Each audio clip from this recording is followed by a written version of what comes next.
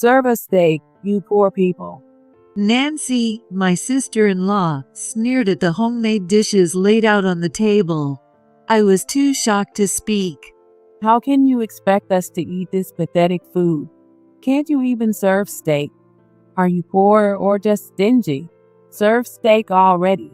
Mary, her mother, had lovingly prepared the meal for their long-awaited return, but Nancy tossed her fork aside. Nancy had pushed the family business onto John, my husband and the second son in their family, and lived as they pleased, only showing up after 5 years. Her husband, Daniel, was still under her selfish thumb. What? This food looks terrible. We made the effort to come here, and this is all you can offer? Nancy cursed at the food set before her. Beside her, Daniel was smirking. Why did they even come back? No matter that he's the eldest son, this was not the right way to reunite. I was at my breaking point, but John's feelings were likely more complex and intense. This is the last time we'll be seeing you. John stood up and spoke to Daniel and Nancy in a low voice. It was the first time I had seen the usually gentle and kind John show such a stern expression. My name is Victoria Smith, a 45-year-old housewife. I've been married to John, the second son of the Smith family, for 12 years. Now, we live with John's parents and our 10-year-old daughter in his family home. Until our daughter Emma turned 1, we lived in an apartment near my parents' place.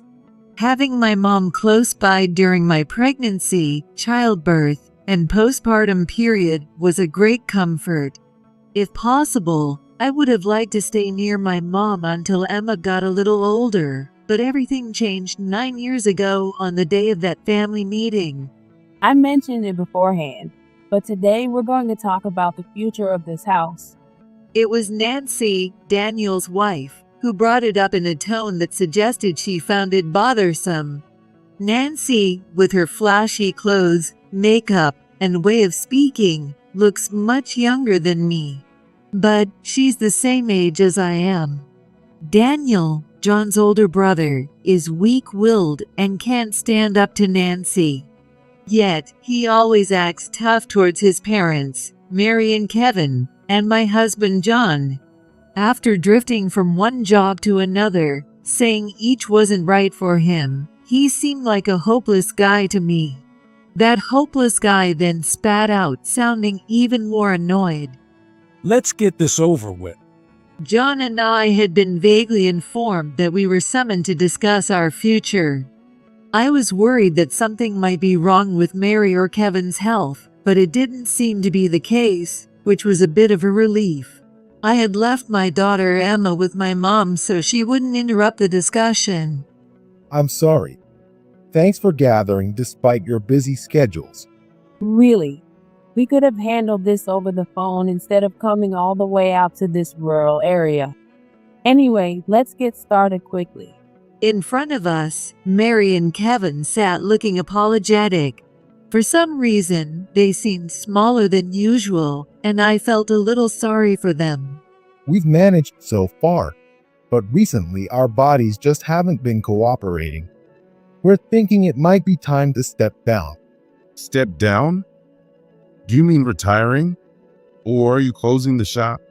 John seemed a bit surprised.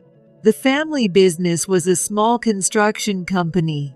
Besides Mary, who handled the office work, there were about 3 employees, and it had been a trusted, steady business in the community for 40 years, unaffected by the economy. We thought about closing it, but we still have ongoing projects, and there might be more coming up. So, we called you to see if there's a way to keep it going. That's why, John, we want you to take over. What? Wait a minute. You can't just drop this on me. I have my job and my family. You don't have kids yet, so you are more flexible. Because you have a kid, you're the better choice. Your child is happier in nature, right? And wouldn't it be great for her to live with her grandparents? Right, Victoria? I tried to process the sudden news, my mind racing. So, you're saying John should quit his job to take over the construction company, and we should move here as a family to live with Kevin and Mary? Exactly. You seem like you fit right into rural life. We're counting on you.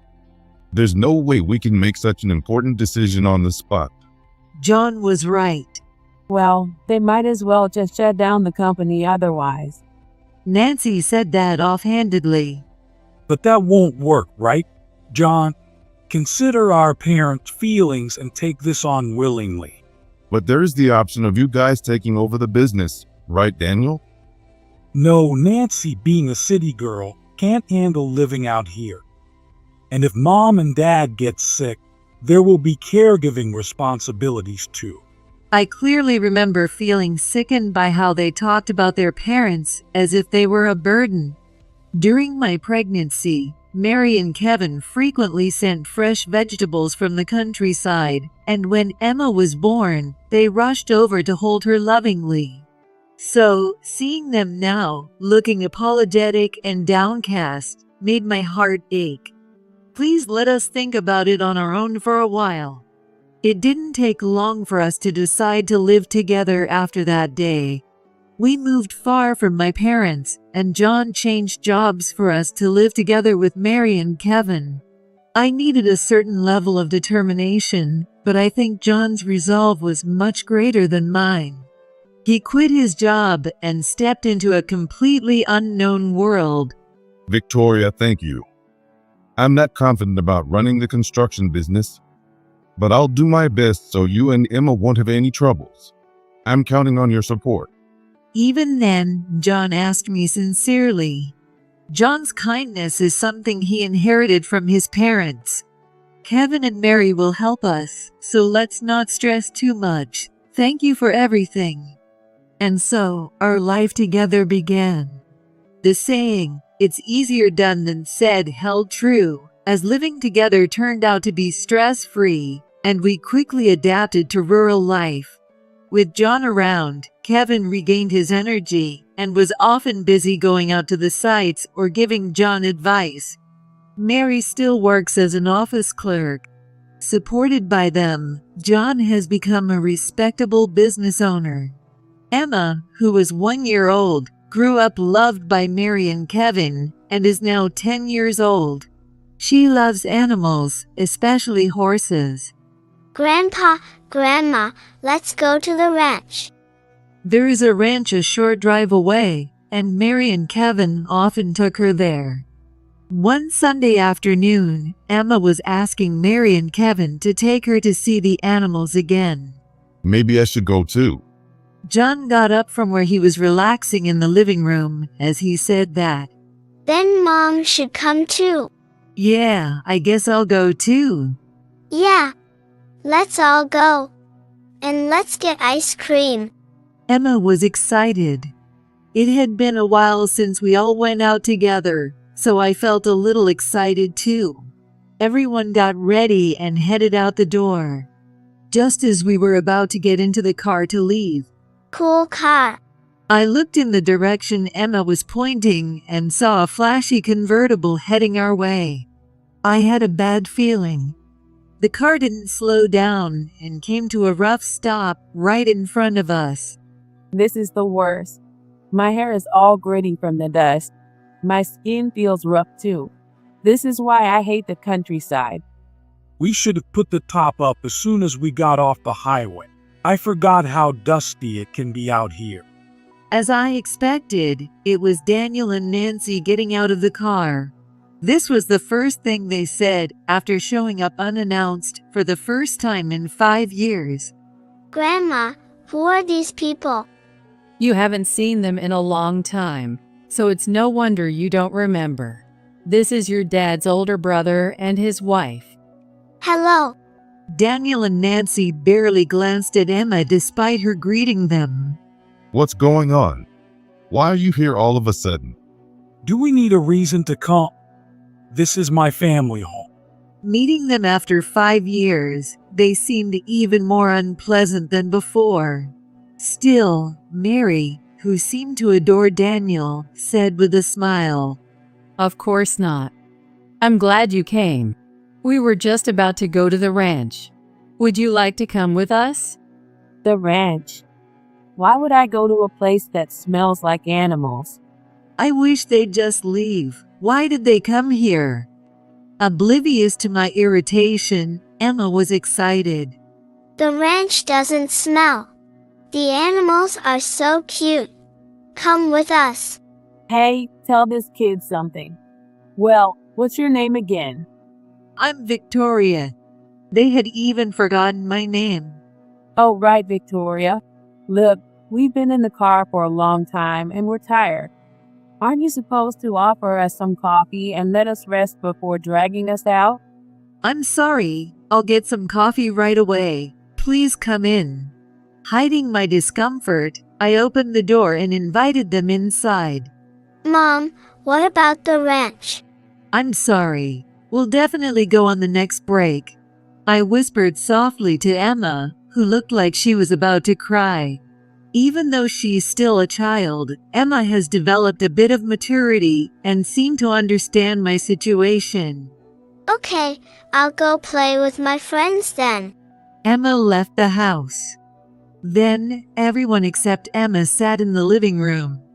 This house hasn't changed at all. Aren't you going to remodel it? You're earning now, right? It seems like things are going well. I like the old design, but eventually we'll need to make some updates. Really? So, you must have saved a lot by now? Not really. And we never know what might happen with the construction business, so we need to keep some savings. We're not struggling, but we're not exactly swimming in money either. Nancy kept glancing at me. You still dress like you shop at discount stores. Her condescending attitude towards me hadn't changed. If you're not struggling, you should spend a little more on fashion. You're probably just saving up and hoarding money, aren't you? It was strange how much they were probing into our finances, especially considering they arrived in an expensive car and were decked out in flashy designer clothes. I could imagine they were living quite comfortably. What on earth are they here for? To brag about their wealthy lifestyle? It was hard to believe they came just to see Mary and Kevin, but it was equally hard to think they came without any purpose. Hey, are you seriously just giving us coffee? We haven't had lunch, you know. The clock showed 3 p.m. Nancy pulled out a cigarette, looking annoyed. I'm sorry, it slipped my mind. I'll prepare something right away. I hurriedly stood up and headed to the kitchen. Mary followed me. Mary, I'll take care of it. You should go talk to them. It's been a while since you've seen them. It had been 5 years since they last saw Daniel and Nancy. Despite their quirks, I'm sure she was happy to see them. It's been a while, so I want to make something for them. It won't be fancy though. Mary's warm smile erased my unpleasant feelings. I hope I can become someone as gracious as her someday. Then I'll be your assistant, Mary. Mary is a genius in the kitchen. She didn't really need an assistant.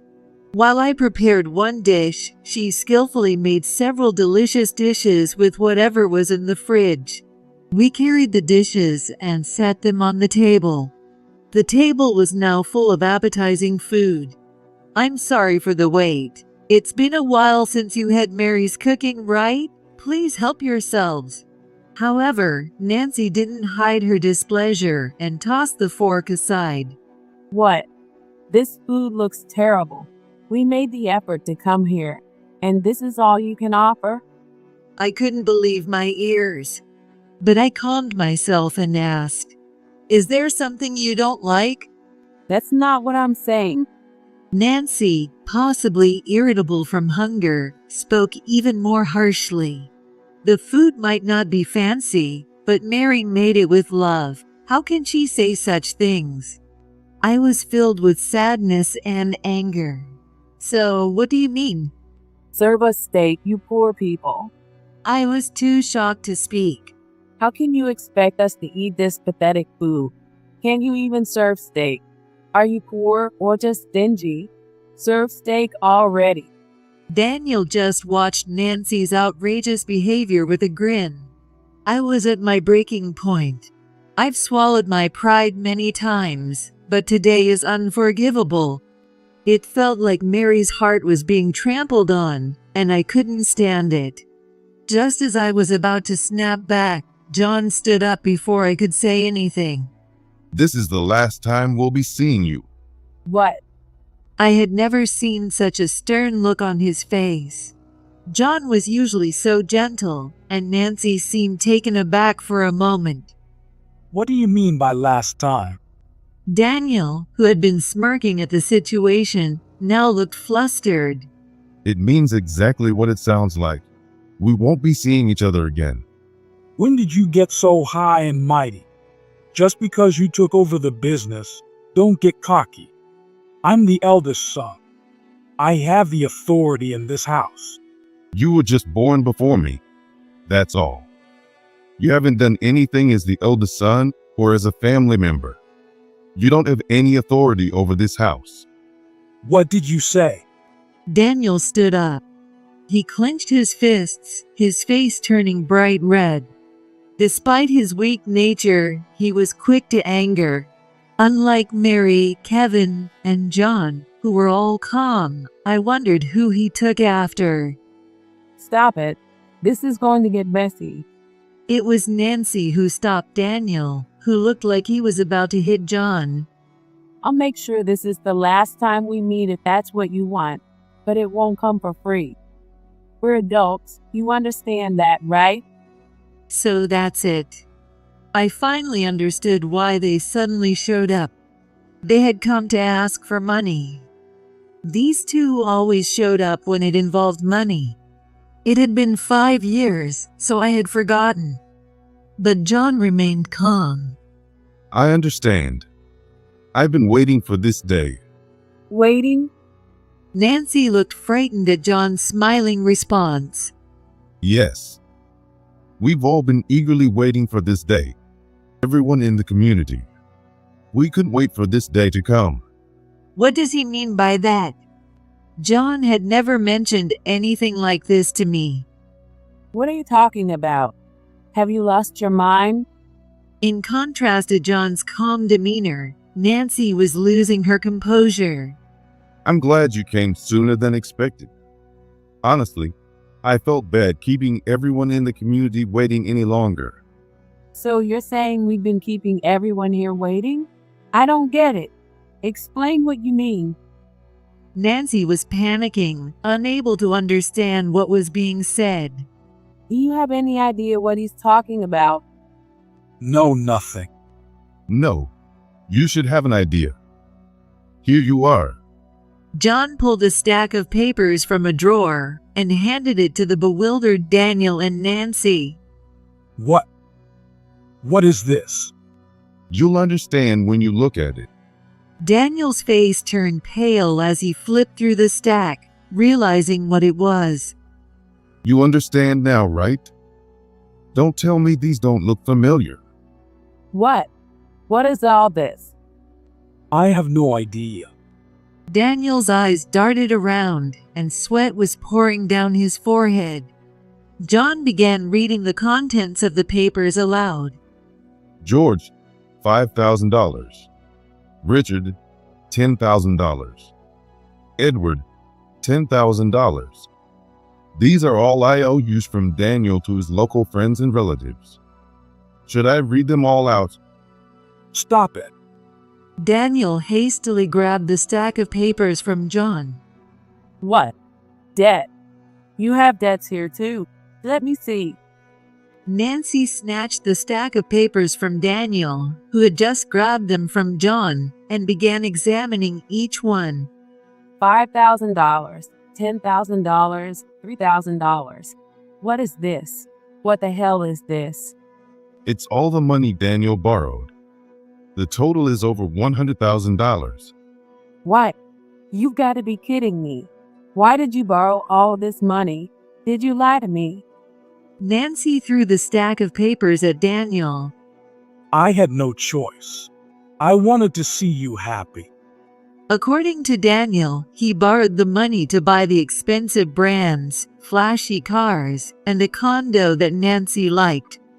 I bought many things for you, but the loan payments for the car and the condo are tough. And you never cook at home. We always eat out. You don't save any money. You leave all the finances to me. So you're saying it's all my fault? Your earnings are the problem. How can we save anything with what you make? And who's the one losing all the time because they suck at gambling? I'm sorry, but you gamble with me too. Every time we lose, you tell me to borrow more because we'll definitely win next time. You're the one who made me use the credit cards for loans. Daniel had loved gambling since he was young. Before getting married, Daniel would spend his entire salary on gambling, playing not only on holidays, but also whenever he had free time on weekdays. When he got engaged to Nancy, Daniel was short on funds and promised Mary and Kevin that he would be more serious from then on, so they had helped him out, as John had once told me. Despite this promise, he had continued gambling. Nancy, who married Daniel, also got deeply involved in gambling. They probably came here after racking up significant debt on credit cards, begging for money. Given this, it's no wonder Nancy, with her fiery personality, was so furious when their new debts were uncovered. Why are you racking up debt? You don't even have the income to pay it back. I did it all for you. I wanted to make you happy. Shut up. Stop blaming everything on me. I hadn't been told that Daniel had borrowed money from just about everyone he knew locally. John must have wanted to spare me the worry. I was surprised by this turn of events, but it wasn't surprising that Daniel and Nancy had ended up this way. They had been living beyond their means. Why don't you calm down and have some coffee? When I suggested this, Nancy glared at me. Why are you pretending to be nice? You probably think we deserve this, don't you? It's all your fault for not letting Daniel take over the construction business, so fix it. We're family, aren't we? Nancy's anger was now directed at our family as well. Her accusations were ridiculous and made no sense. Had she forgotten that 9 years ago, she had refused to live in this rural area? Since that day, John had worked tirelessly at a job that was completely new to him. That's why we've come this far. Nancy seemed to calm down a bit after directing her anger at our family. Anyway, you can default on these local debts, but we need to repay the credit card loans. Our assets are also ours, so give us our share right now. Think of it as getting our inheritance early. How could she say such terrible things in front of Mary and Kevin? I was shaking with anger, but John didn't show any reaction. It can't be helped. John replied calmly. Nancy's face lit up. Oh, you're so understanding. As expected of you, John. If you get it, then give us the cash quickly. Then we'll leave and never come back. We won't need anything from this house anymore. All right, I'll give it to you. Victoria, has everyone gathered? John asked me, and I opened the front door to check outside. The local people had already gathered. Please call them in right away. John had asked me to do this right after Daniel and Nancy showed up. The list he gave me had the phone numbers of the people who are now gathered. I had contacted them without knowing the reason. I invited everyone into the yard. I wasn't sure how many people there were, but the large yard was filled with local people. They were all people who had lent money to Daniel and hadn't been repaid. Later, I heard that John knew Daniel and Nancy were drowning in credit card debt and couldn't see a way out. Daniel had listed John and Kevin as contacts without their permission, so they'd been receiving calls from multiple credit card companies. That's why John had anticipated that they would come begging for money soon. Please be patient a little longer. Daniel and Nancy will definitely come back. When they do, I want to repay you in front of them. John went around to each house, asking the locals for their understanding. After taking over from Kevin, John worked earnestly and sincerely, valuing his relationships with people. Everyone trusted him. John and the locals who believed in him had eagerly awaited this day. Unaware, Daniel and Nancy walked right into the situation. For Daniel, it must have been an unexpected turn of events. He couldn't say anything in front of his friends and relatives, and just looked down in embarrassment. No one spoke to Daniel. They only looked at him with disdain. I'm truly sorry for the trouble Daniel has caused you. Thank you for trusting us. As promised, I will repay the money he borrowed right in front of him. John apologized to each person and paid off Daniel's debts. Mary and Kevin, standing next to John, also apologized to everyone. Unable to bear watching, I apologized as well. Stop it. That money is ours, isn't it? Cut it out. Nancy, unable to accept the situation, screamed hysterically beside the elderly Mary and Kevin, who were apologizing. Give it back. Nancy tried to snatch the envelopes full of cash from John's hands. Daniel just stood there, unable to say anything. Be quiet. Kevin, who hadn't said a word until then, spoke in a low, commanding voice. It was the first time Kevin, who had never raised his voice in front of us, spoke sternly. Even Nancy fell silent, looking frightened. I won't allow you to disrespect these people any further. But it's our money. Without it, we're finished. Nancy collapsed to the ground, crying. I'm sorry for their disgraceful behavior. Kevin apologized to the locals once again, and then spoke to Daniel and Nancy.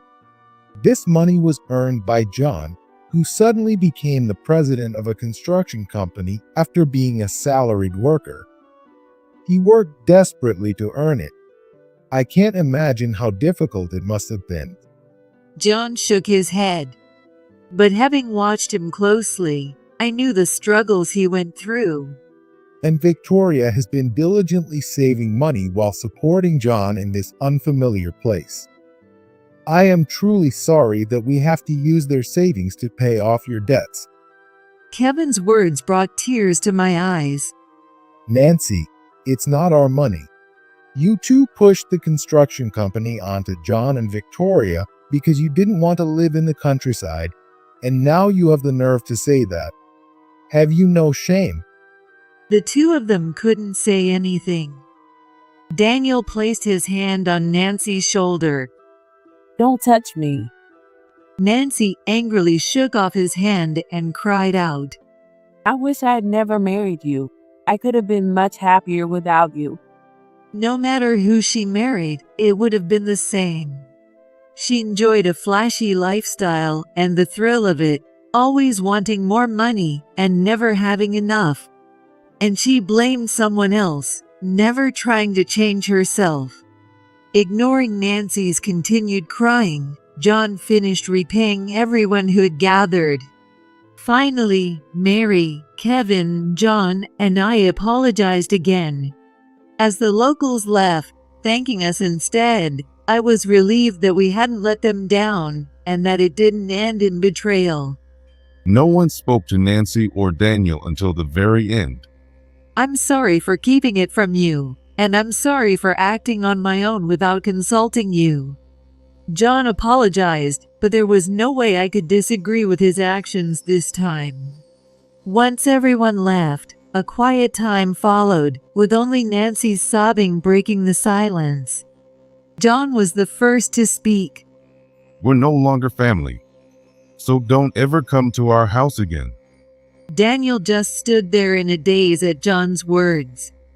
This is the last time. So if there's anything you want to take with you, Take it all now. I'll dispose of whatever's left of your belongings.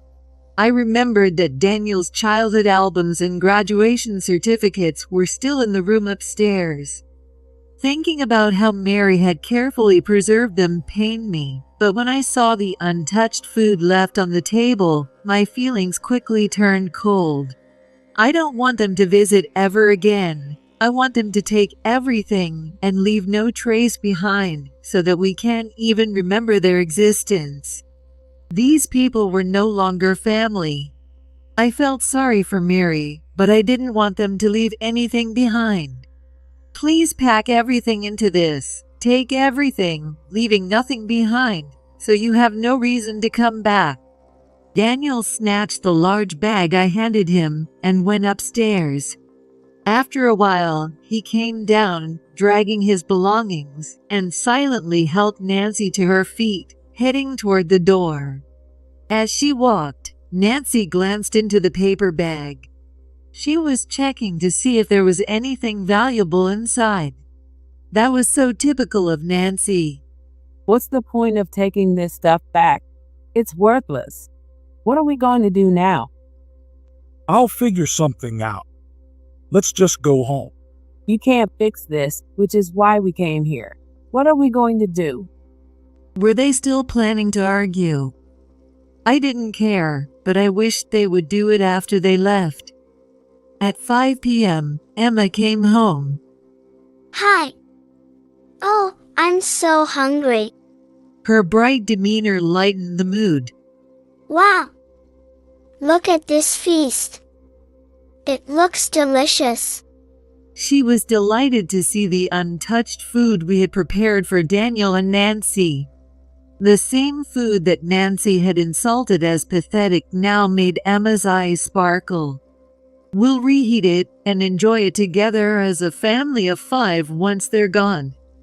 Are Uncle and Auntie leaving already? Emma looked disappointed.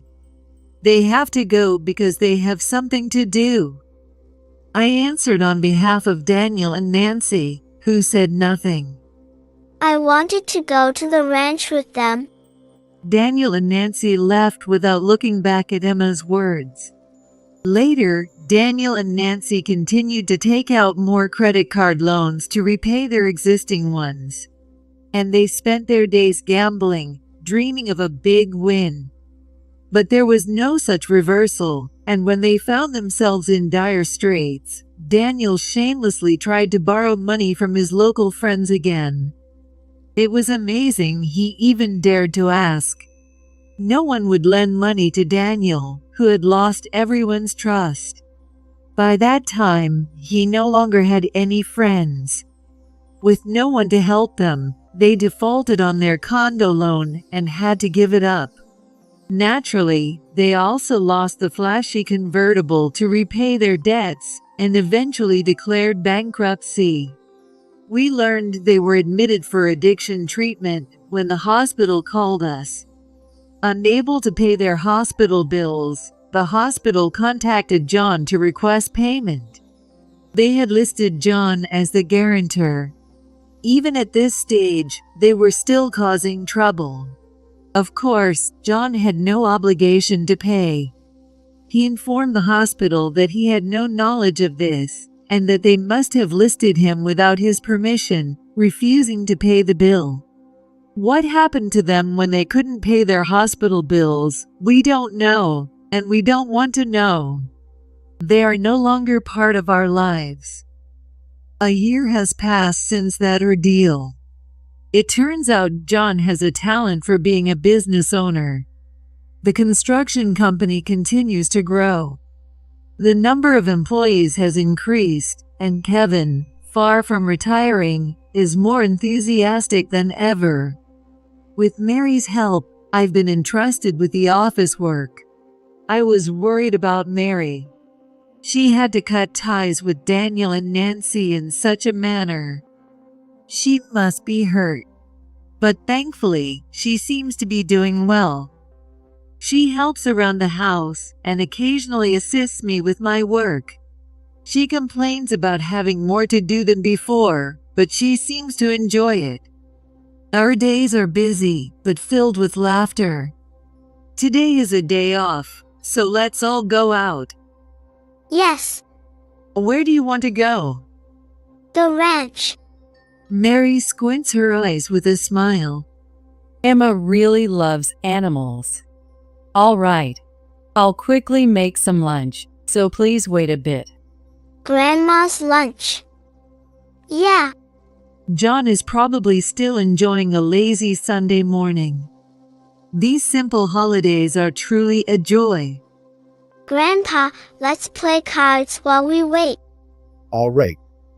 But I won't go easy on you, so be ready. I won't go easy either, Grandpa. I'm not going to lose. I can hear the laughter of Emma and Kevin. I go to wake up John and help Mary with making lunch.